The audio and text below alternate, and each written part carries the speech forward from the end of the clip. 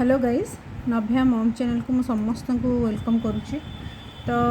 आज गोटे news publish होती आपण मैंने समस्ते बोधे जानी बा देखी सारे जी आमर OCS Odisha public service commission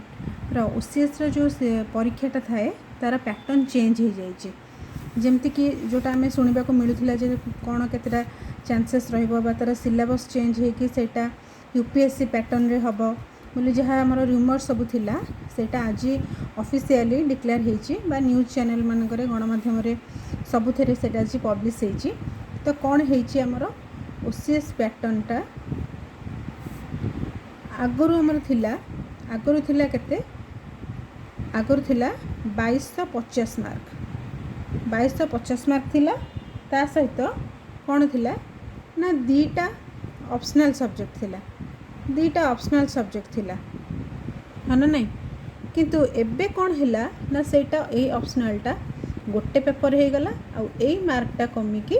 केते ना 2000 मार्क हो गला बा 2000 मार्क हो गला गोटे ऑप्शनल पेपर आमर रहिला। ओके सो ताले आम समस्त को गोटे इजी हैला कौन ना आम जिते ऑप्शनल पेपर को अधिका गुरुत्व देवा निश्चित यहाँ समस्त जानते किंतु वर्तमान आम कौन करिया को पड़ो से समयटा आमर डिवाइड हो गला बा गोटे ऑप्शनल को पलि आसला जेहेतु से समयटा आमर आम आमर जीएस पेपर 1 पेपर 2 रे से जो ऑप्शनल पेपर रे जो टाइमटा आम सेव करके ये टाइमटा सेव करके आम दबा कौथे आम यही समयटा को दबा जीएस पेपर रे। ओके और एसए पेपर रे हाँ ना नहीं तो आम से बर्तमान कौन करिया जे गोटे बहुत भल गुड न्यूज आसी आमर ओपीएससी जो पैटर्न थिला सेटा चेंज हो जाए या सहित आउ गोटे होची कौन या सहित आउ गोटे कौन चेंजेस होची ना आमर अनरिजर्व कैंडिडेट बा जनरल भाई भौणी मैंने जो मैंने सब अच्छा से मैंने आगुरी 4टा अटेम्प्ट दौले किंतु वर्तमान कौन हो गला यहाँ 6टा अटेम्प्ट हो गला। ओके तो जो मानकर ऑलरेडी 3टा अटेम्प्ट सरी जाइए जो मैंने असफल अच्छा जो मैंने चेष्टा करके से 4टा अटेम्प्ट रे से चाहिए वर्तमान आउ 2टा चांस को से माने यूटिलाइज करें। ओके तापर आसला कौन ना आमर जो मैंने एससी एसटी भाई भौणी मैंने अच्छा से चांसटा अनलिमिटेड हो गला। ओके अनलिमिटेड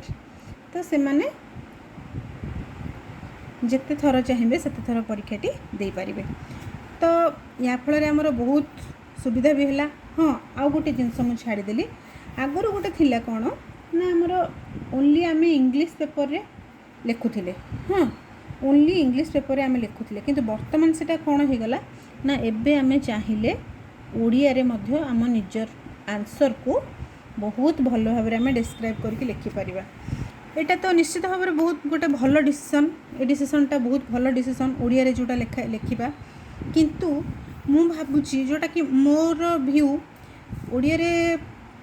तो समस्ते लिखिपर आम किंतु कौन होता टिके इंग्लिश रे आमर लिखा शैलीटा टिके भल थाए विशेषकर ये कारण आम पढ़िले इंग्लिश रे आमर हिस्ट्री हो पॉलिटी हो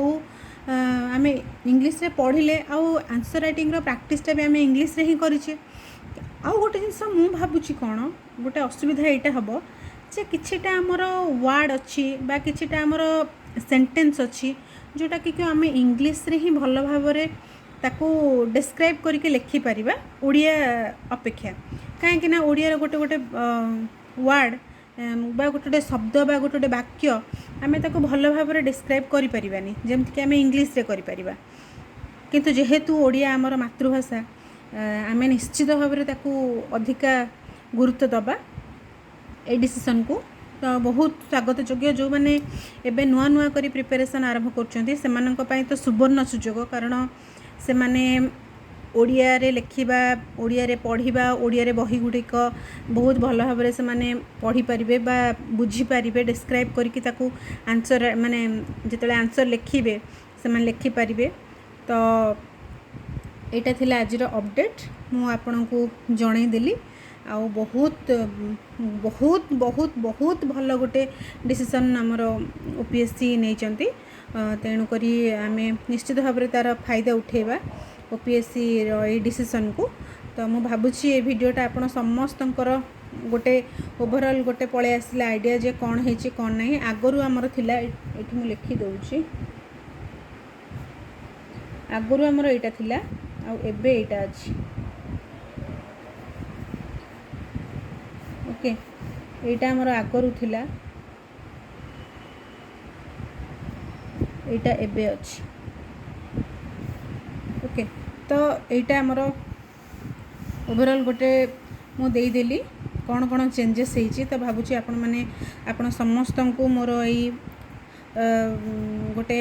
साहाଯ୍ୟ निश्चित भाव में आपण समस्त को भल लगे बा मु साहाଯ୍ୟ तो कहबिनी मु जेतिकी जानिली मो नॉलेज रो आपण समस्त को सेटा इनफॉरमेशनटा देली। सो थैंक यू आपण निश्चित भाव में वीडियो को लाइक करेंगे आउ या आग को जदि किसी अपडेट आसला तो निश्चित भाव में मु सब्जेक्ट को लेकिन कौ सब्जेक्ट रे कौन चेंजेस होती कौ सब्जेक्ट रे केते मार्क डिस्ट्रीब्यूट कराई मुझे सब जिन आपको आ गोटे वीडियो देखिए। Thank you.